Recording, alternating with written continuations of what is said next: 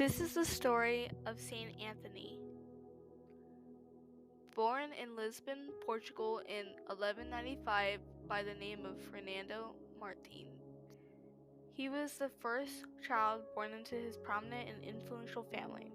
His parents, Teresa Pais and Vicente Martin, dedicated themselves to raising Anthony into the Catholic faith, hoping he would partake in an ecclesiastical or bureaucratic career.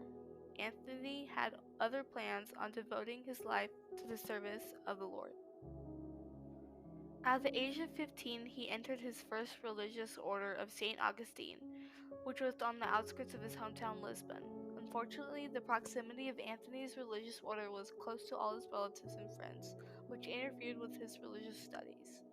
He was transferred to Coimbra in 1212 at his request, where he would partake in a 9-year intense study learning about Augustine's theology. During this time, he also was in the process of being ordained as a priest at the age of 20. His religious life would drastically change when he would be tasked with the role of overseeing hospitality at his abbey. 5 devoted Franciscans would stop by the abbey on their way to preach the gospel in Morocco. After news that they were martyred in Morocco, the bodies of the Franciscans were returned to the monastery where he lived at. Learning of this religious sacrifice they made for God, he knew he wanted to become a Franciscan.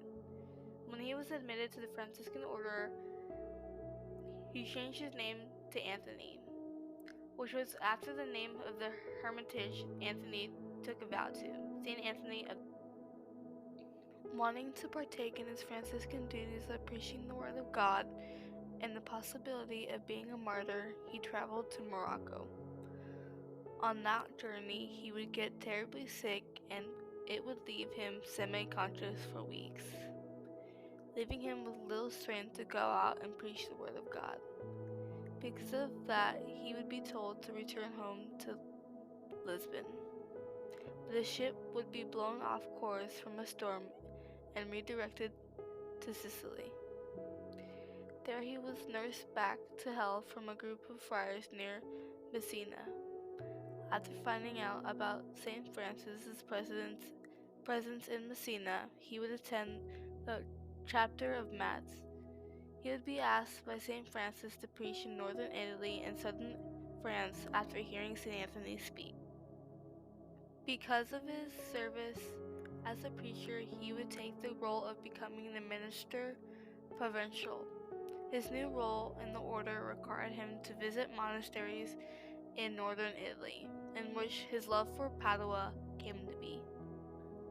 Life before St. Anthony became a saint was that he was a very well-known preacher that made it his life duty to spread the word of God. He traveled the world teaching and guiding younger members of the Franciscan order to follow the rule of St. Francis. St. Anthony is considered a saint because his powerful preaching abilities, his dedication of being of service to the poor and sick, and because of his whole life he dedicated to the service of God from a young age. St. Anthony was a knowledgeable person dedicating his life to the people in need. St. Anthony had a special ability to heal the sick, in which he used to perform many miracles.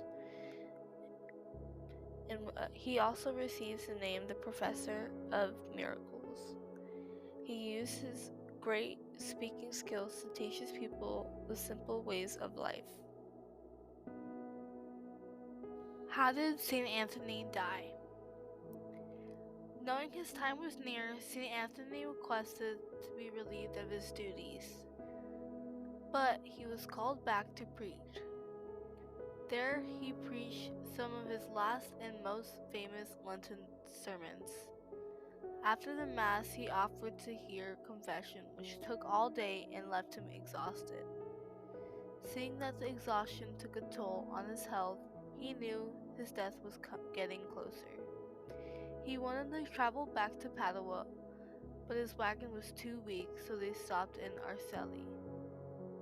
There he would receive his last sacraments While being a short time from his death, he said, "I see my Lord," and then died in peace at 36.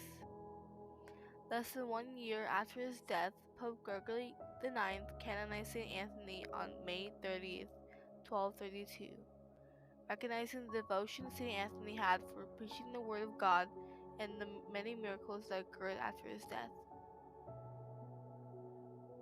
St. Anthony was known to perform many miracles during his lifetime.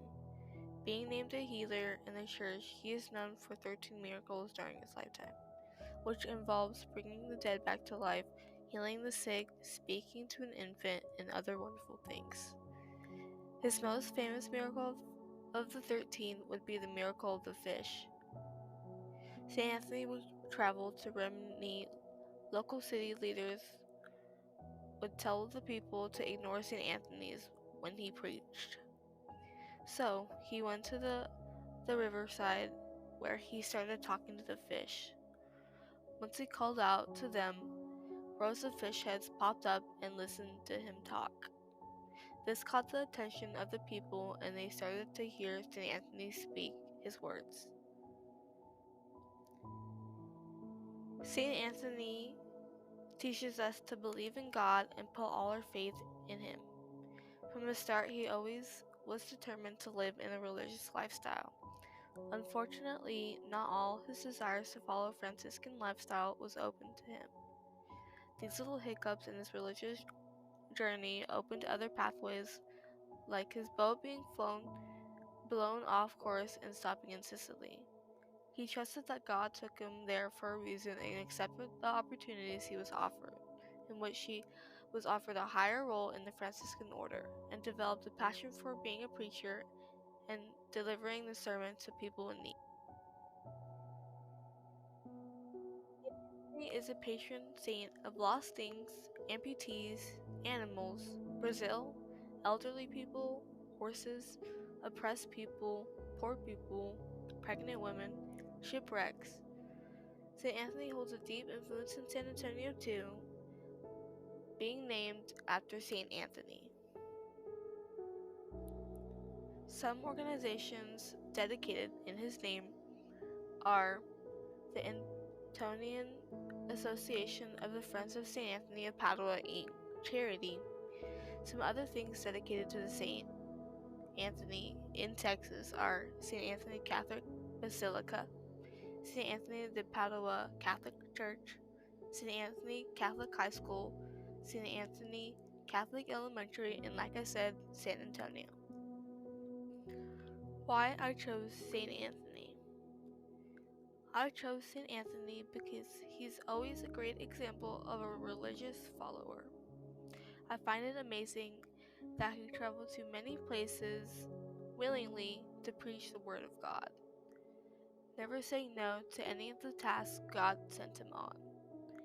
St. Anthony has always been in my life, starting with my Catholic education before high school when I went to Little St. Anthony from elementary to middle school.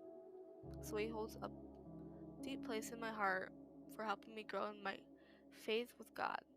Most importantly, if you know me, I lose things a lot and I frequently pray to St. Anthony for the whereabouts of any of my lost items.